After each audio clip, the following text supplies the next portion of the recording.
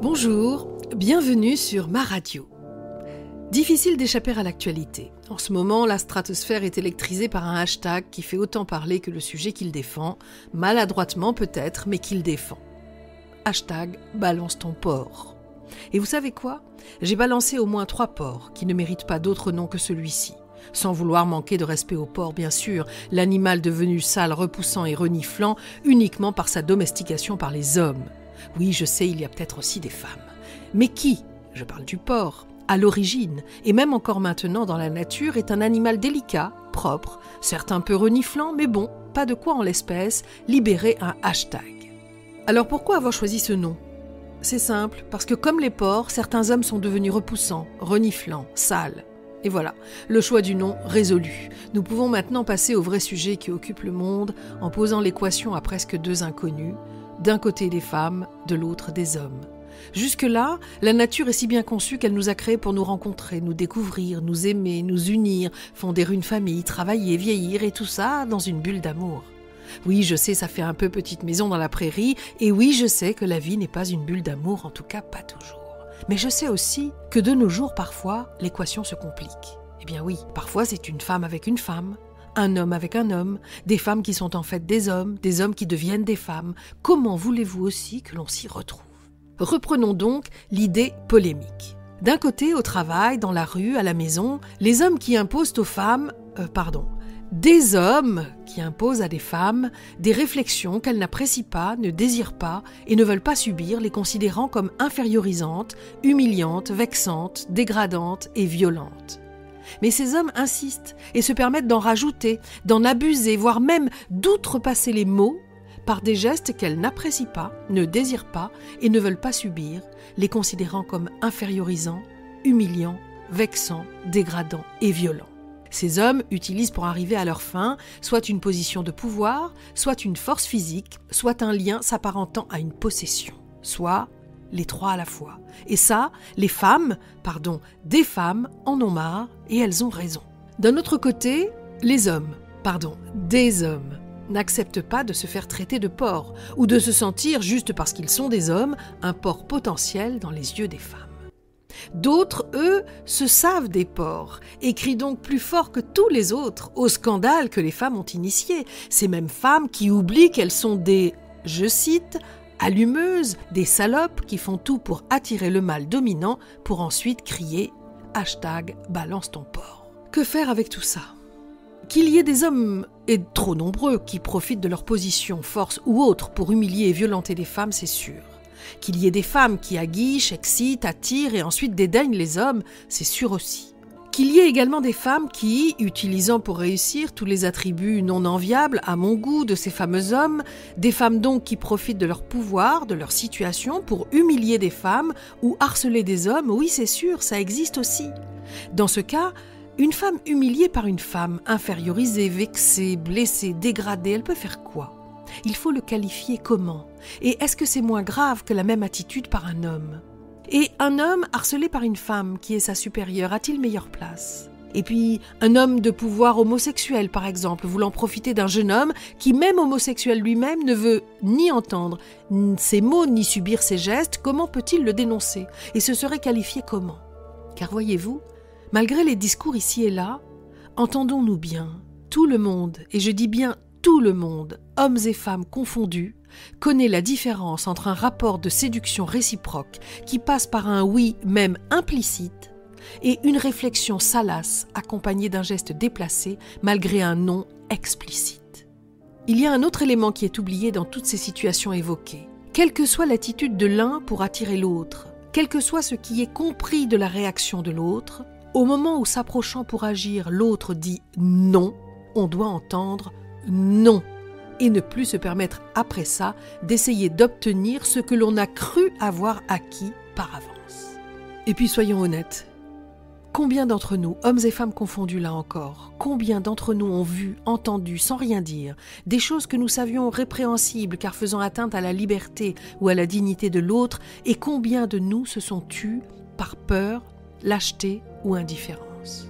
Moi-même, je n'ai jamais parlé du harcèlement que j'ai vu, entendu au sein d'une municipalité, ou en général dans les administrations, écoles, hôpitaux, municipalités, police et j'en oublie. Parce que souvent, on préfère se taire pour éviter le scandale, pour ne pas salir l'administration, l'Église. On se tait couvert par un supérieur, lui-même couvert par un supérieur, lui-même couvert ou se disant couvert par l'État ou le bon Dieu. Par exemple, qui a parlé de ce conseiller de maire qui a fait s'écrouler en larmes une directrice générale des services, lui assénant entre autres joyeuseries « Tu t'habilles comme une salope ». Harcelant les directeurs ou chefs de service de mails et de messages jour et nuit, semaine et week-end sans que personne ne dise rien. Rien, sauf un suicide et une démission pour les 2 cas évoqués plus haut, qui ne passeraient même pas le stade de la plainte ou qui finiraient par incriminer celui ou celle qui porte plainte. Qui ose parler de ce même conseiller qui, après avoir dit à une jeune femme française noire qu'elle faisait vraiment jeune, lui demande « Il faudrait me dire comment s'appelle ton marabout ?» Plus les humiliations quotidiennes, la terreur qu'il fait régner dans l'indifférence la plus totale et la lâcheté la plus triste. Si quiconque parle, il ou elle sera mis au placard, humilié au quotidien par un petit mot, une réflexion, un reproche, une menace. Alors qui va parler ? Personne. Mais l'administration affiche un taux de dépression, de suicide et de burn-out affolant. Tout ça couvert par les supérieurs ou par nous.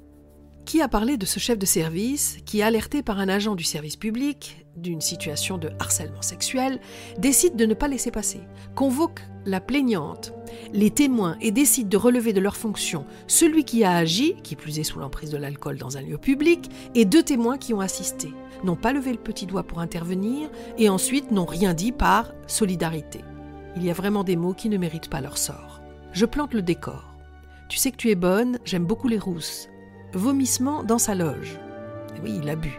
Tu as de belles fesses, etc., etc. La jeune femme s'enfuit à l'extérieur et prévient son compagnon qui, par peur, ne voulait plus entrer dans le lieu. Et donc, ils se sont adressés au chef de service. Le chef de service prend alors la décision d'être très ferme sur cette affaire. À ce moment-là, il est confronté à l'employé qui a donné l'alerte et qui dit que finalement, elle ne témoignera pas et le cas échéant dira qu'elle n'a jamais donné l'alerte. Eh oui, qui sait ? Si elle en subit les conséquences au sein de l'administration. Donc elle se tait. Une plaignante qui finalement ne portera pas plainte et finira par dire que le chef de service a menti. Tout ça par peur des représailles des assaillants.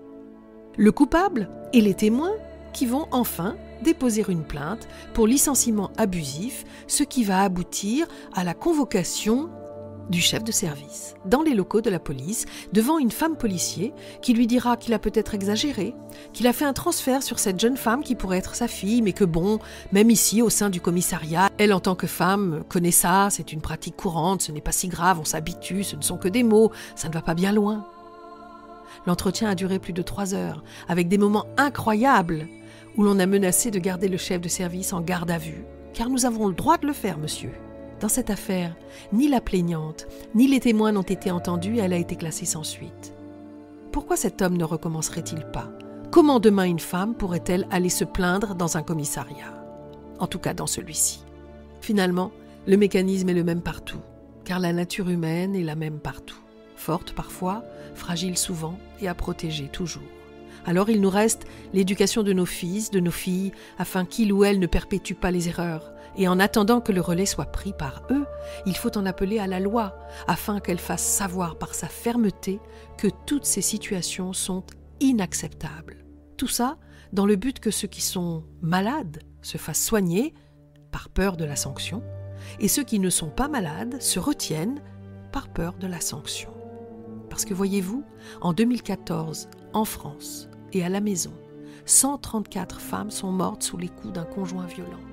223 000 femmes de 18 à 75 ans ont subi des violences physiques et sexuelles de la part de leur ancien ou actuel partenaire. 14% seulement ont déposé plainte auprès d'une gendarmerie ou d'un commissariat. 1 femme sur 3 dans le monde est victime de violences conjugales.